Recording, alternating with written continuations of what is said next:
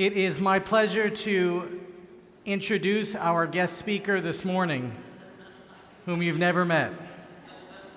Rebecca Starr is the Vice President, newly ordained Vice President of Educational Operations and Regional Strategy for the Shalom Hartman Institute of North America, where she leads the design and implementation process for educational initiatives and guides the regional hubs across the US and Canada. It's hard enough for me to read. I don't know how you do it every day. Rebecca lives in Southfield, Michigan, and works closely with local partners and institutions throughout Southeast Michigan. Raised on a sheep farm in Michigan's Upper Peninsula, Rebecca is a proud product of the University of Michigan, where she earned undergraduate degrees in education and Judaic studies, as well as a master's degree in social work and a certificate in Jewish communal service. Rebecca is married to Rabbi Aaron Starr, and they are the proud parents of 2 sons. It is my pleasure to welcome to the Congregation Shaarey Zedek Bima, Rebbetzin Rebecca Starr.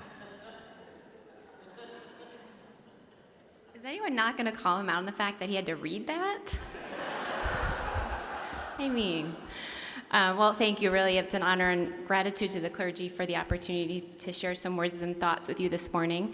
And an extra mazel tov to Chazan and Karen and your family. I think in times like these, one of the most, kind of pleasurable things is to be around children. So to celebrate more Jewish babies is a real blessing. So mazel tov. So I've been thinking a lot lately about the idea of transformation. What does it mean to truly have a transformational experience, or to transform oneself, or one's community, or even society at large? And I want to suggest that transformation requires a real commitment to a few things: curiosity, a willingness to ask questions and to analyze, a commitment to practicing the hard work of putting new ideas on for size all the time, and it takes a lot of patience. Tal Becker is an incredible scholar that I have the privilege and honor of working with at Hartman. He spoke here last May at Shaarey Zedek. He often notes that transformational education only occurs when not only are we willing to look through our glasses with different lenses other than our own, but to actually pick up someone else's glasses and make the effort to see through them. The world in which we find ourselves today feels very transactional.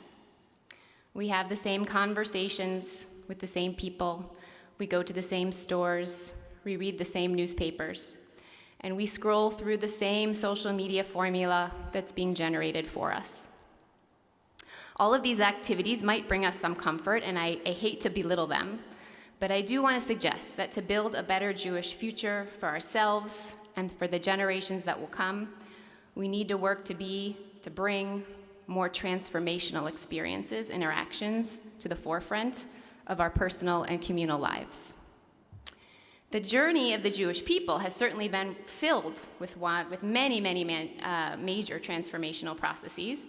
We can look right at the first 5 books of the Torah and move onward to the modern era. So I thought I'd give you a few examples to think about. Remember, Abraham and Sarah committed to leading the Jewish people and establishing a completely new tribe. That was transformational. Another, a tribal system that was created by Jacob and continued on through his children. The Jewish experience that they had as they made the exodus from Egypt, a move from slavery to freedom. There's a massive change of leadership from Moses to Joshua. The Israelite people conquered the land promised to them, a process that we started reading about a couple of weeks ago and read about today, so they can conquer and live in the land. There was a time when kings ruled the land and the tribes were diminished. There were destruction of temples and expulsion of Jews from the land. There was an establishment of a new system of prayer and study outside of the temple, and rather in the Beit Knesset and the Beit Midrash. There was the entire creation of the Talmud as a guide for Jewish living and life. There was assimilation and liberalization across the Jewish world. There was destruction of the Jewish community in Europe during World War II, and the complete move of the Jewish world population to centers in Israel and North America. And there was the establishment of the State of Israel as a homeland for Jews. So in a post-October 7th world, it's become very clear that a new era is upon us and a new transformation is required in order to preserve the Jewish people going forward. Things that we thought we knew are called into question. Israel is at war after an attack that breached its borders in a way that no one ever thought was possible. The feeling of safety and security and acceptance Jews experienced for so long in North America is now more of a question mark. And the education that we've provided to our young Jewish people these last many decades was not adequate, and in fact, it needs a total revamp.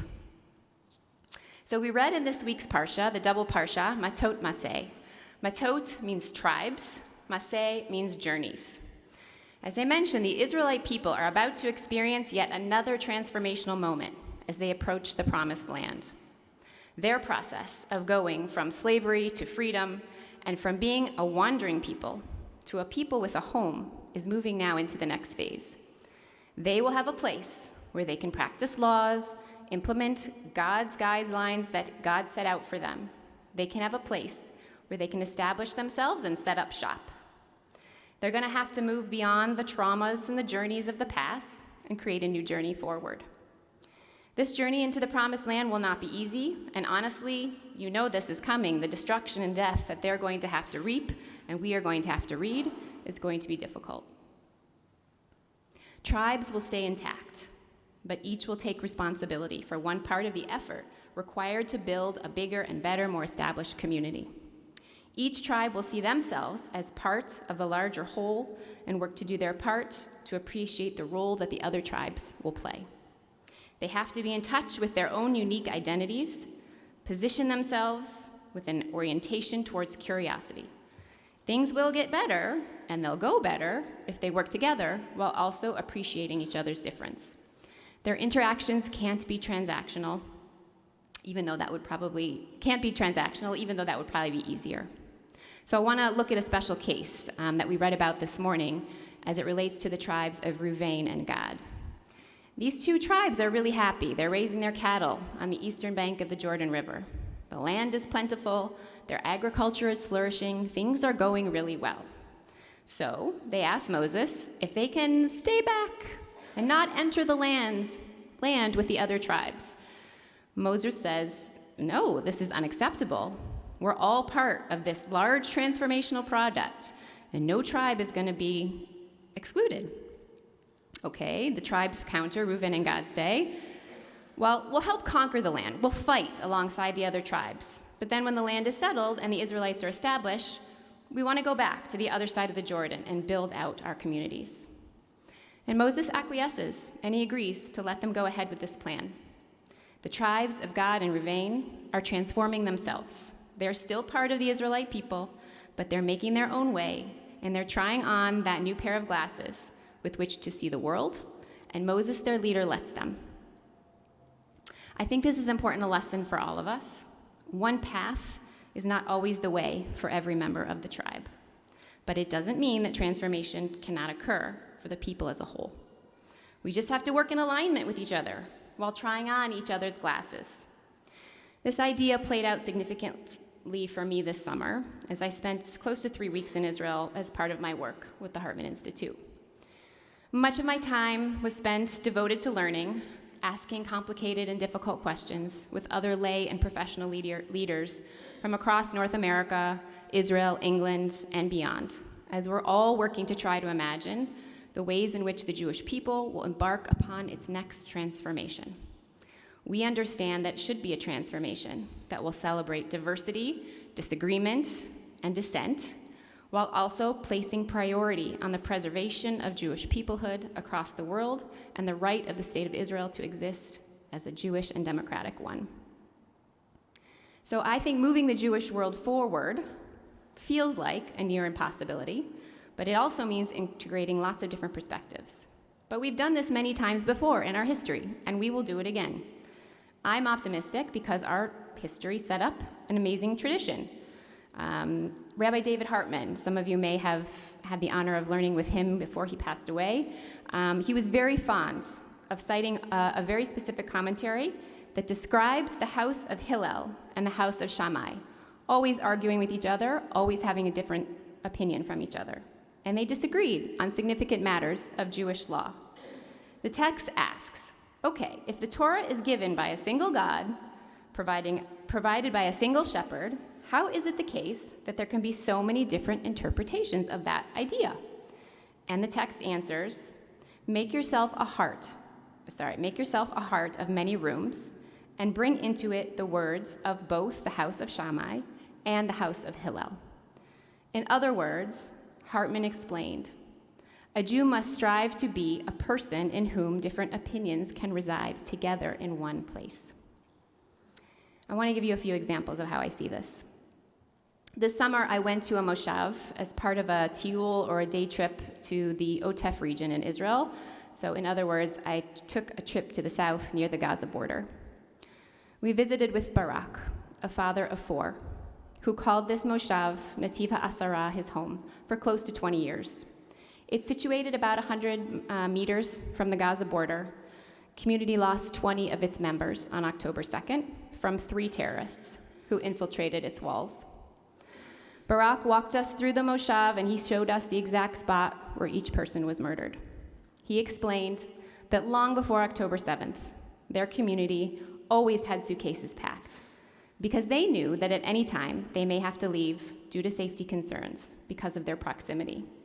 But they were living in a place that felt like Gan Eden, the Garden of Eden, 95% of the time, so the risk was worth it to them.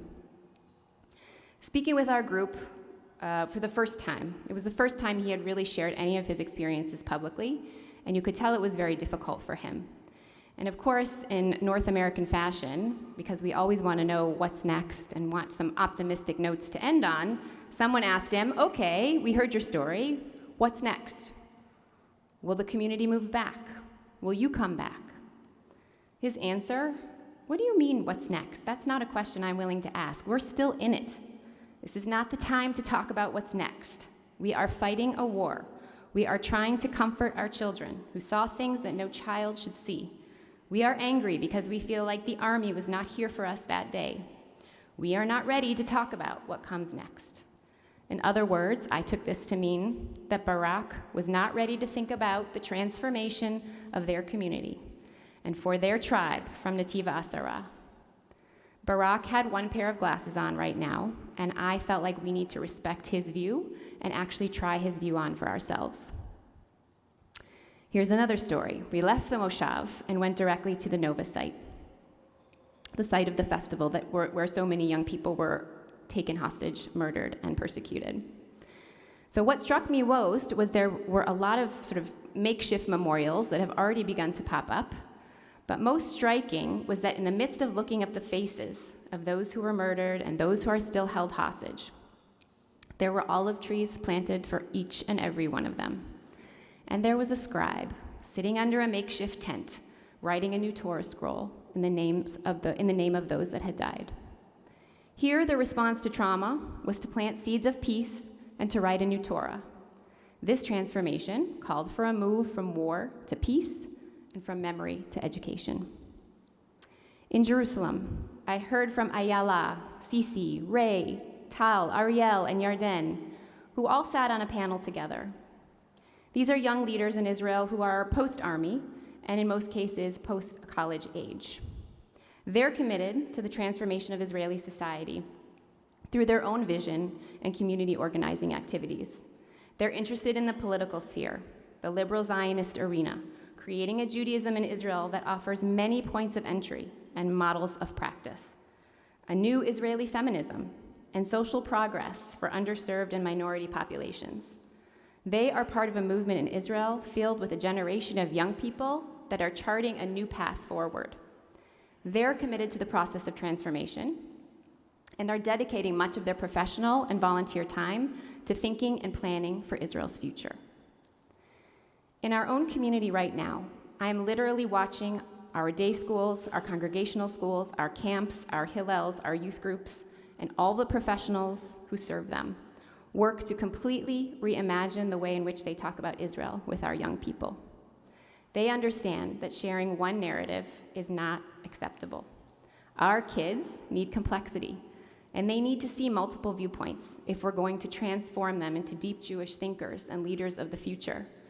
Otherwise, their Jewish lives will be transactional at best and anti-Zionist at worst. So I've given you a few insights from my recent observations and travels to consider about where we are as a Jewish community, but I could have listed 300, 400, 500 more. It is true that we disagree about a way forward, and that we all approach the conversation from the glasses that we choose to wear each day. The tribes of Reuven and Gad made their own way while still putting the Jewish people first.